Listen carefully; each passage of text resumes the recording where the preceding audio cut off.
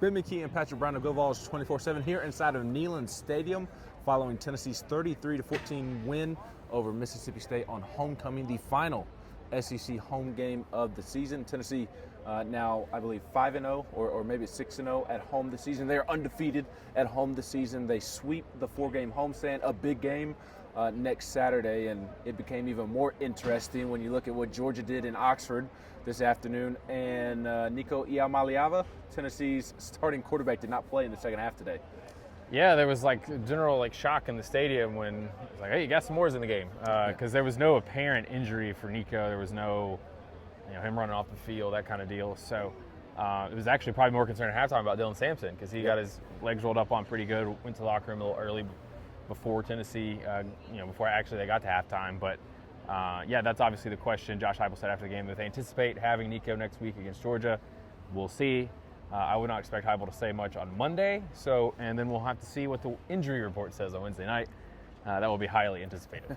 Yes, it will all week long, and I wouldn't anticipate Heupel saying anything. Right. He was asked, is it a season-ending injury, and he said what he said. He was more forthcoming than I thought he would be. I did not anticipate him saying, we expect him, anticipate having him next week. And to lay out some more context clues, I mean, there was a video going around on social media right now, Nico walking on the field after the game, a towel over his head. They kept him in the locker room for the second half, no noise, no lights. Right, and so there were some telling signs there. I know there was some speculation about maybe a shoulder injury. He was not in a sling. Post-game had the towel over the head, so I think we can all connect the dots there. And Heupel also was kind of made a joke about that being the first question, and so if his quarterback was out for the season or an extended period of time, he would have probably been a little bit more, he probably wouldn't have been joking about it. No, not at all.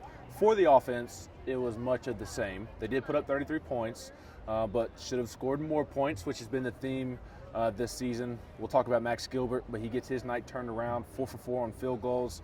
But Dylan Sampson fumbles for the third straight game. There were points taken off the board that Tennessee should have had, and Gaston Moore comes in and did a solid job, I thought. Yeah, I think the two big things, Ben, were those two early scoring opportunities in the red zone that Tennessee squandered. The Dylan Sampson fumble was inside the 10. They get a Boo Carter interception right after that. First and goal at the 9 starting out, and they get stopped on fourth and goal at the 1. You punch those in there. It's 21-0 like 10 minutes in that game. And as Heupel said after the game, that changes how the rest of the game is played. Yep. You're not sweating it. You're not worried. If you're up 28-7 at halftime, you're maybe not as concerned if you have to go to your backup quarterback. So, and the other thing, though, I think in the second half, Tennessee really leaned on its run game, and those guys responded. I mean, that drive after Mississippi State scored to make it 23-14, a lot of that work on the ground. Dylan Sampson you can't question his toughness. Some 30 really carries. Tough runs. He was clearly not 100%. He's going to be sore tomorrow, Monday, Tuesday, Yeah, Wednesday. he was still getting treatment, so we didn't hear from him tonight as we heard from him after just about every game. But that drive, Mississippi State was loading the box. They were playing one deep safety, man-to-man coverage on the outside. Tennessee got 2 tight ends on the field and just ran it.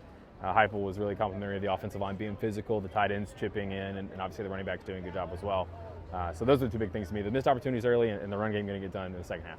Yeah, absolutely. Defensively for Tennessee, they hold Mississippi State to 14 points. The third down defense was good. You forced some turnovers, especially at opportune times where you needed turnovers. But there was some left to be desired as well. Too much given up in the running game, and that's now a second straight week where they've given up too much in the running game. And next week in Georgia, their offense has been a little turnover prone.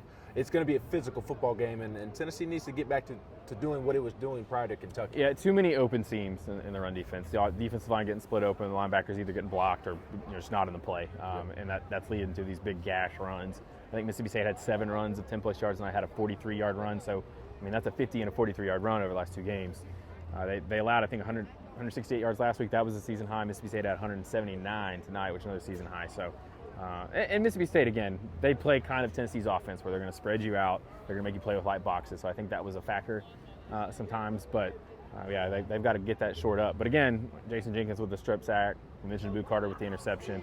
A couple sacks from, I think it was Bryson Easton and Omar Norman-Lott. James Pierce got one late, too. Yep. So the coverage was good in the second half, too, because there were some times where Mississippi State didn't really have anyone to throw to, and it led to some sacks. So defense got it done, but, they've got some stuff to work on as well. Yeah, last thing before we get out of here. You mentioned him, Boo Carter and Max Gilbert, I think would be if Dylan Sampson didn't fumble it, I might say he was my MVP. But I'll go with Boo Carter and Max Gilbert as my 2 MVPs tonight. Yeah, why wasn't Boo returning punts all season? that's my question. But Josh Heupel made it sound like after the game that he kind of earned it. It wasn't like, hey, we're taking it easy on Jamal McCoy. I think they were taking it easy on Squirrel White early in the season, which made sense. But he made it sound like Boo sort of earned the trust back there because, as Heupel said, you're kind of the quarterback. You got to make decisions on how to field it, fair catch, all that stuff. His first punt return, I think, didn't catch it inside the 7 or inside the 10, like you're not supposed to do, but ran it out to the 35, and then had another one there that let Tennessee set up points in the second half. And great story for Max Gilbert too. He had a 51-yarder. I think the 38-yarder he hit right before halftime. I think he was Steph Curry style celebrating before it cleared the goalpost, but had to feel good for him, and Josh Heupel loved it too. Yeah, absolutely. We've got a big week coming up at GoVols247.com. We've got plenty of coverage of Tennessee's win over Mississippi State. We'll have plenty of coverage all week long of a big showdown in Athens next Saturday night between the Vols and the Bulldogs. He's Patrick Brown. I've been McKee.